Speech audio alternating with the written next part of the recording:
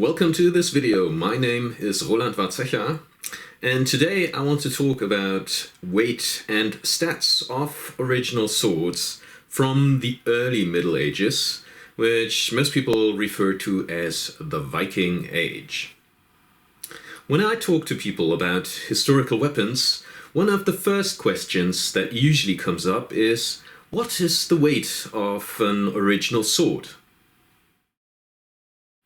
Over the years, I have examined quite a number of original swords, and although my database is fairly limited regarding the fact that there are thousands of swords surviving from the Viking Age alone, I can say that these swords are usually a lot lighter than people expect. Of course, there is some variation in terms of weight, and in fact, the weapon that I chose for this first video is exactly twice as heavy as the one that you're going to see in the next. However, even though it is quite a beefy, hefty weapon, it hardly weighs more than this bottle of water. This is 1.5 liters, which is 1.5 kilograms.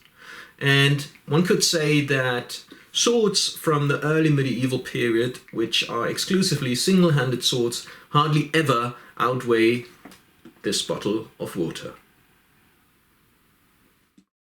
The first sword that we are going to take a look at was found in the river Elbe, close to Lühesund in northern Germany. This is quite a beefy weapon. Ingo Petri called it a manly sword.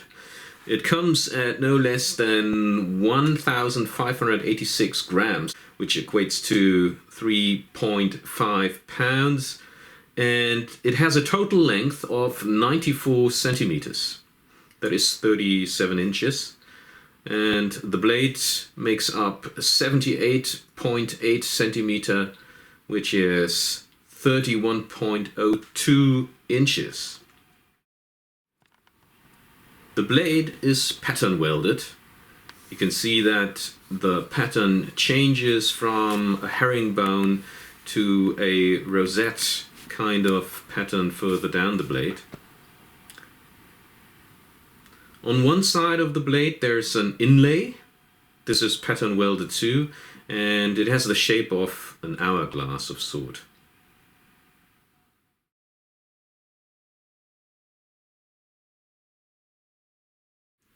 This sword is a Geibig construction type 1. That means that the tang passes through the two components, or rather the three components of the hilt fittings, namely the crossguard and the pommel bar and the pommel cap. And then the tang is peened over the pommel cap. Usually, with this kind of construction, the hilt fittings are of solid metal. They are not hollow. This would mean that the rivet heads that we see here are purely ornamental and reminiscent of earlier swords, or rather earlier sword construction in the Merovingian era. This sword does not easily fit into any of the established typologies of early medieval swords. Müller-Wille considers this sword to be related to Jan Pettersen's Type E. However, Type E does never have a pommel cap, so in that respect the sword that we are looking at here is different. But Müller-Wille points out that there is a Type E sword from Norway that also sports the same kind of decoration on the fittings, namely those little grooves that form crosses of a sword that cover both the pommel as well as the crossguard on either sword.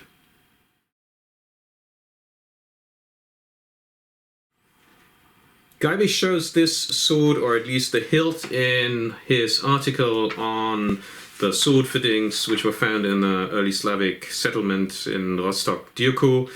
too, but he does not agree with Müller-Wille. He only states that this is a very peculiar form that does not fit into any typology.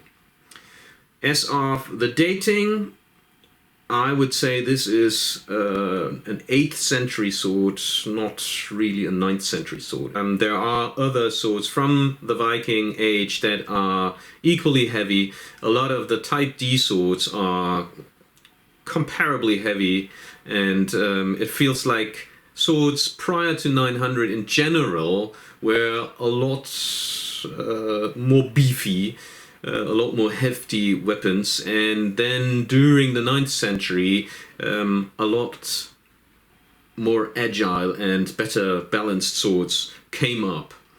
There is indeed something which can be considered a Frankish reform of military and weapons, probably initiated by Charlemagne himself, and after that all these nicer balanced swords with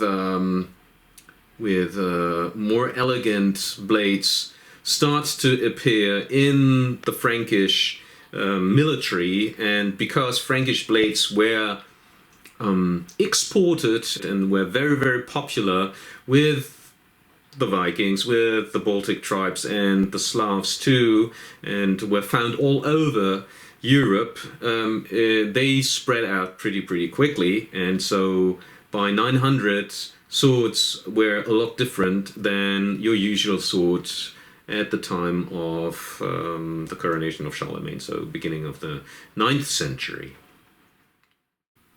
In the next video, we are going to look at a very peculiar sword from the 10th century, which was found in the river Eider at Borgstedt.